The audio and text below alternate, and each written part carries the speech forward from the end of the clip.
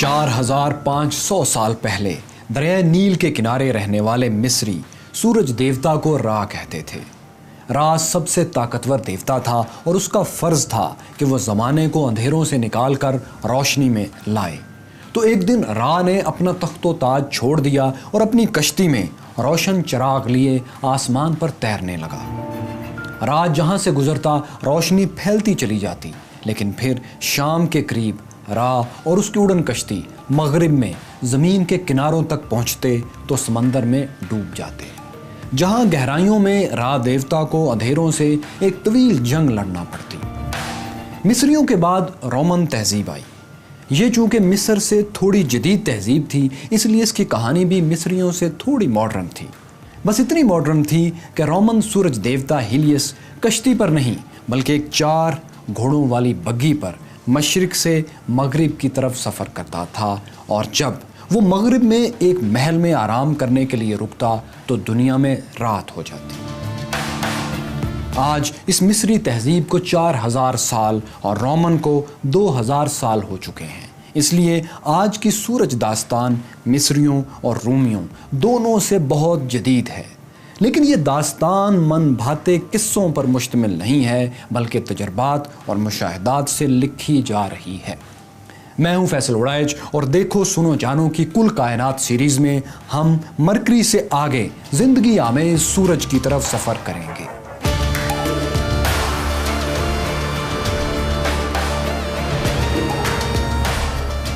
ہیلیس کی گھوڑوں والی بگھی تو ایک دیو مالا تھی، لیکن 1976 میں سچ مچ کا ایک ہیلیس اسپیس کرافٹ سورج پر بھیجا جا چکا ہے، اور ایک نہیں 2 ہیلیس 1 اور ہیلیس 2۔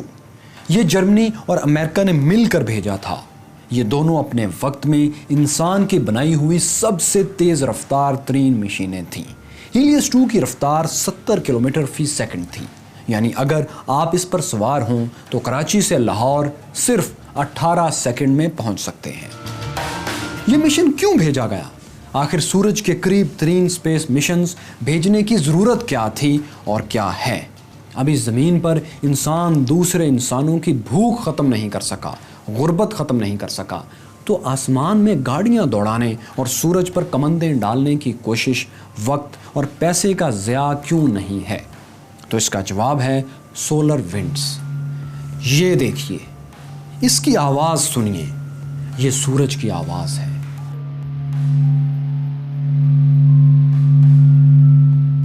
سورج کی سطح پر اس طرح کا عمل ہر وقت ہوتا رہتا ہے، جس میں سورج کی باہری سطح پر طوفان اٹھتے دکھائی دیتے ہیں، جو دراصل ہائیلی چارجڈ پارٹیکلز ہوتے ہیں۔ ان کے اتنے بڑے بڑے دائرے بنتے ہیں کہ جن کا سائز کئی زمینوں کے برابر ہوتا ہے۔ یہ پاورفل پارٹیکلز، طاقتور ذرات سورج کے مرکز میں پیدا ہوتے ہیں اور سطح سے ہوتے ہوئے ایک طوفان کی طرح خلا میں آگے بڑھتے چلے جاتے ہیں۔ ان طوفانی لہروں کو سولر ونڈز کہتے ہیں۔ ان کی رفتار 400 کلومیٹر فی سیکنڈ ہوتی ہے۔ یہ سولر ونڈز سامنے آنے والی ہر چیز سے پوری قوت سے ٹکراتی ہیں، اور اسی طرح ہماری زمین کو بھی ان کا سامنا کرنا پڑتا ہے۔ سولر ونڈز اتنی طاقت رکھتی ہیں کہ زمین پر زندگی اور ماڈرن ٹیکنالوجی کو ہمیشہ کے لیے ختم کر سکتی ہیں، لیکن یہ ایسا نہیں کر پاتی۔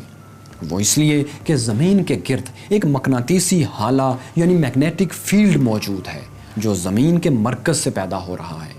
جیسے ہی سولر ونڈز زمین کے قریب پہنچتی ہیں، نظر نہ آنے والا میگنیٹک فیلڈ انہیں روک دیتا ہے، جس کے باعث یہ لہریں زیادہ تر زمین کو نقصان نہیں پہنچا سکتی۔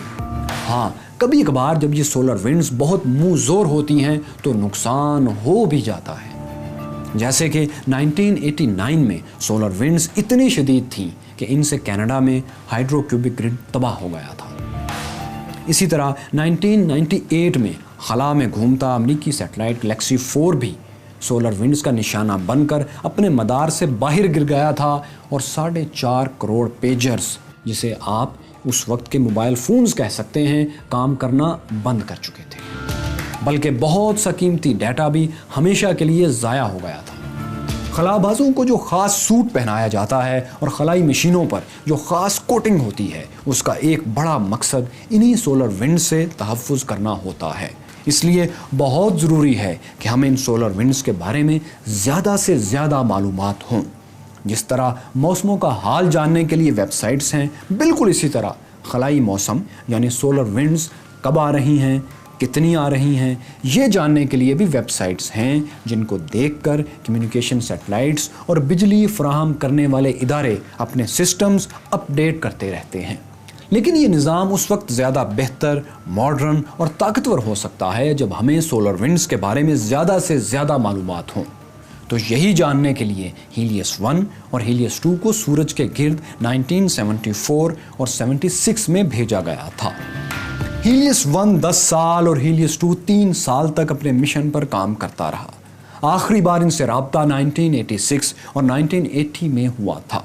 اس لیے آج ہم یہ نہیں جانتے کہ یہ دونوں کس حال میں ہیں۔ لیکن سولر ونڈز، کاسمک ریز اور سورج کے میگنیٹک فیلڈ کے بارے میں ہم جو کچھ بھی جانتے ہیں، اس کا ایک بڑا حصہ ہیلیس 1 اور 2 ہی کی وجہ سے انسانیت کے اجتماعی علم کا حصہ بنا۔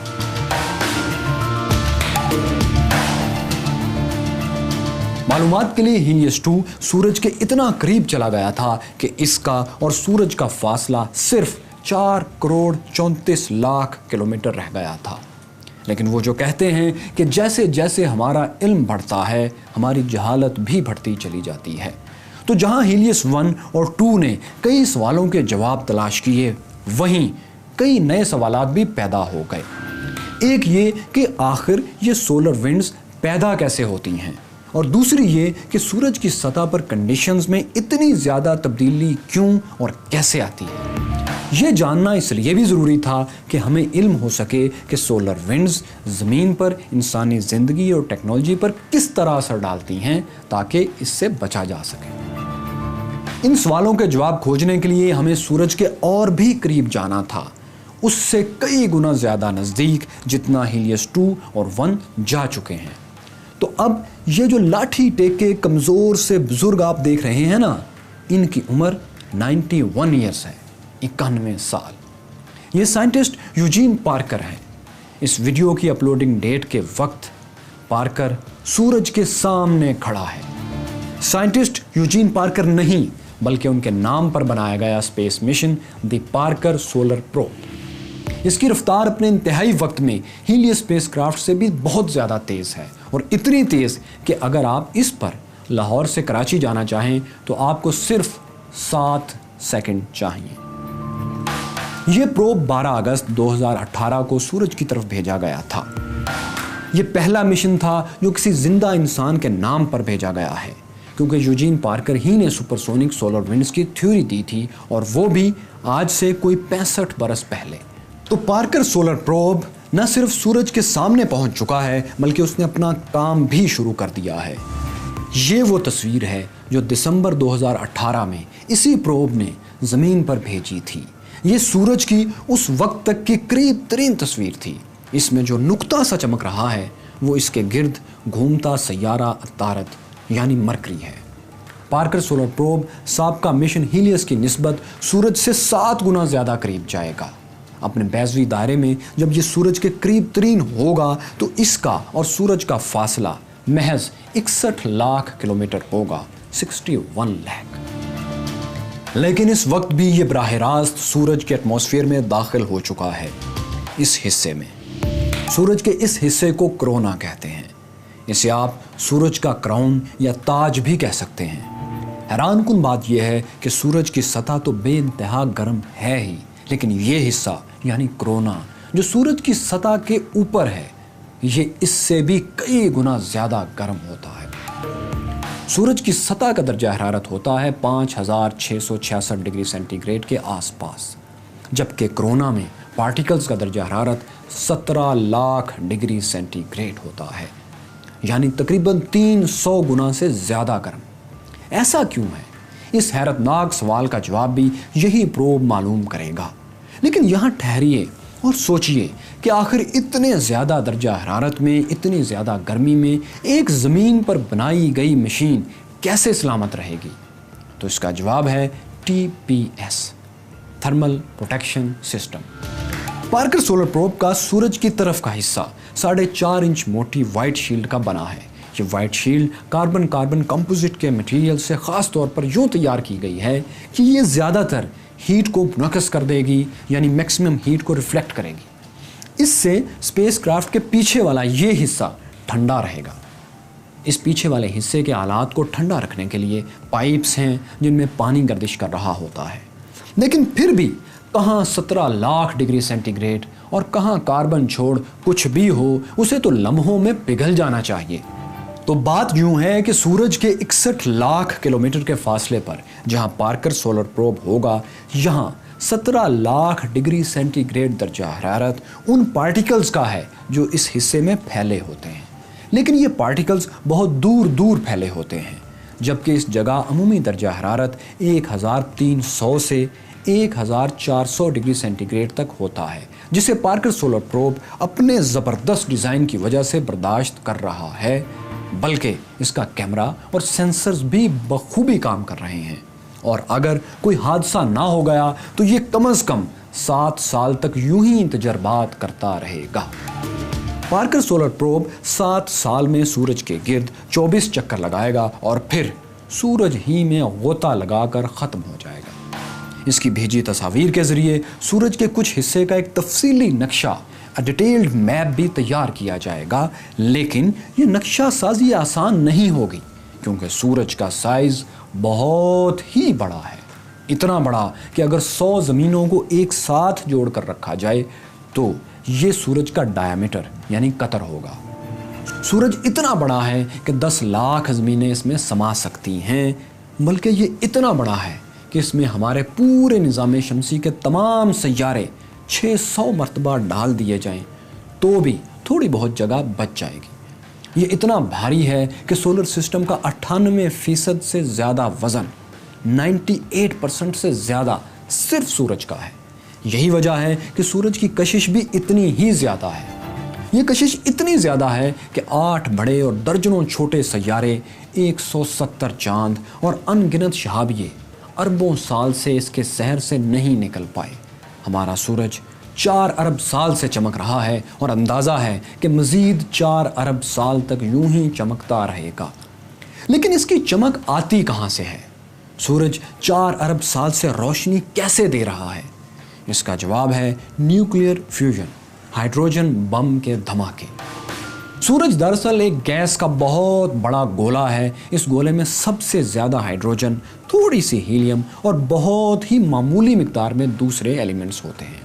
اب سوال یہ ہے کہ یہ چمکتا کیسے ہے؟ سورج کے مرکز میں بے پناہ گریوٹی، کشش ثقل کے باعث پروٹون یعنی ہائیڈروجن کے چارجڈ آئٹم ایک دوسرے سے اتنا قریب آ جاتے ہیں کہ وہ ایک دوسرے سے چپک کر رہ جاتے ہیں، گویا ان میں پیار ہو جاتا ہے، اور ہائیڈروجن کے پروٹون کے مل جانے سے نیا ایٹم ہیلیم وجود میں آ جاتا ہے۔ لیکن یہ ہیلیم کا ذرہ ہائیڈروجن کے ان ایٹم سے بہت ہلکا ہوتا ہے جن کے ٹکرانے سے وہ بنا ہوتا ہے۔ تو اب سوچئے کہ اگر یہ ان سے ہلکا ہے جن سے یہ بنا ہے تو وہ باقی میس کہاں چلا گیا؟ تو اس کا جواب ہے آئنسٹائن کے پاس۔ جی ہاں، آئنسٹائن کی مشہور زمانہ ایکویشن E=mc² کے مطابق یہ میس انرجی میں بدل جاتا ہے، اور یہ انرجی کا ذرہ فوٹون کہلاتا ہے۔ یہ فوٹون کسی دیوانے کی طرح سورج کے اندر مرکز میں مختلف ایٹم سے ادھر ادھر ٹکراتا پھرتا ہے۔ اسے سطح پر آنے میں ہزاروں یا لاکھوں سال لگ جاتے ہیں، مگر ایک بار جب یہ سورج کی سطح پر آ جائے تو اسے ہماری زمین تک پہنچنے میں صرف 8 منٹ اور 20 سیکنڈ لگتے ہیں۔ بس اتنی سی دیر جتنی دیر میں آپ گرما گرم ہیڈ لائن سنتے ہیں، فوٹون سورج کی سطح سے آپ تک پہنچ جاتا ہے۔ تو اگلی بار جب آپ سورج کی روشنی میں کچھ دیکھیں یا اس وقت دیکھ رہے ہوں تو جان لیں کہ یہ روشنی کا مہمان ہائیڈروجن بم کے دھماکوں سے پیدا ہوا تھا۔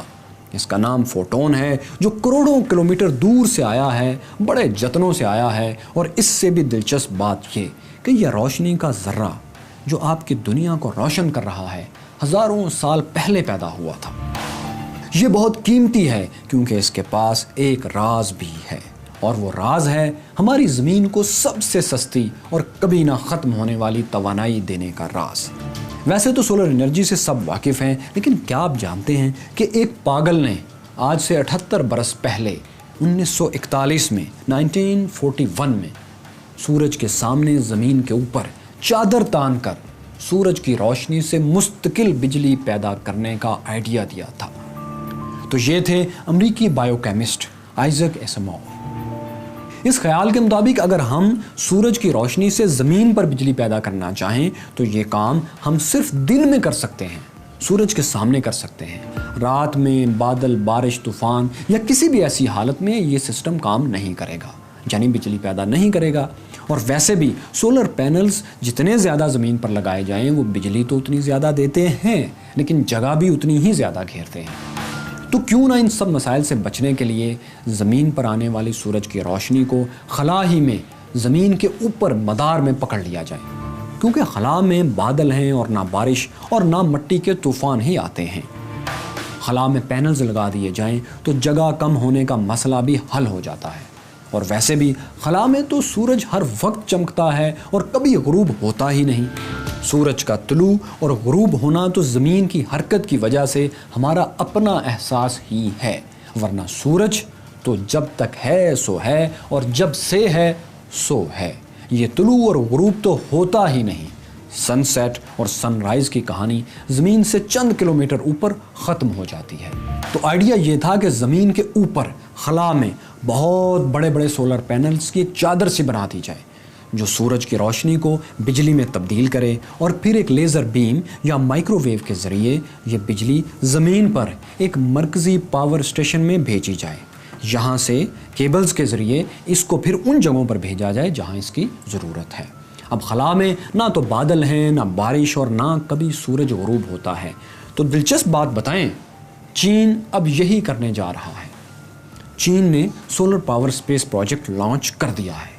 چین زمین سے 36,000 کلومیٹر اوپر یہ پینل بنانے کا منصوبہ رکھتا ہے۔ اگر سب کچھ ٹھیک رہا تو 2040 میں دنیا کا پہلا اسپیس سولر پاور اسٹیشن بجلی فراہم کرنا شروع کر دے گا۔ شمسی توانائی سے بجلی بنانا اس لیے بھی ضروری ہے تاکہ ہم زمین پر کوئلے اور تیل کو جلانے سے بچ جائیں، جس کی وجہ سے ہماری نیلی زمین پر ہر گزرتے دن کے ساتھ تباہی بڑھ رہی ہے، کیونکہ زمین گرم ہو رہی ہے۔ دنیا میں صاف پانی کے محفوظ ذخیرے یعنی پہاڑوں کی برف تیزی سے پگھل کر سمندروں میں جا رہی ہے۔ لیکن ایک بات بتائیے، کیا آپ جانتے ہیں زمین اور سورج شروع میں صرف آگ جیسے تھے، آگ کے گولے تھے۔ اگر یہ زمین ہماری آگ کا گولا تھی تو پھر ٹھنڈا ہونے پر ہماری زمین پر پانی اور پہاڑوں پر برف کہاں سے آئی؟ اس کا جواب وہ سورج کے قریب سے گزرتا شہاب ثاقب ہے، میٹیور۔ اسے دمدار ستارہ بھی کہا جاتا ہے۔ یہ اور ایسے اربوں چھوٹے بڑے پتھر سورج کے گرد گھومتے اور اس کی کشش کے باعث اس کی طرف بڑھتے اور اس میں گرتے رہتے ہیں۔ یہ شہابیے دوسرے سیاروں پر بھی گرتے ہیں۔ ان شہابیوں میں جمع ہوا پانی ہوتا ہے، سخت ٹھوس برف، سالڈ آئس۔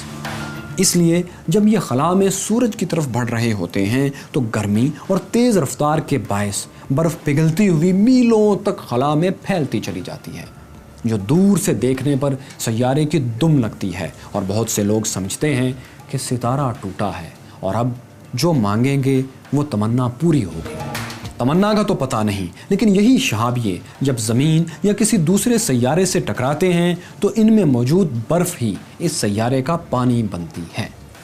ایک مضبوط خیال ہے کہ جب ہماری زمین آگ کے گولے سے ٹھنڈی ہو رہی تھی تو ایسے ہی شہابیوں کی بارش سے ہماری زمین پر پانی در آیا تھا۔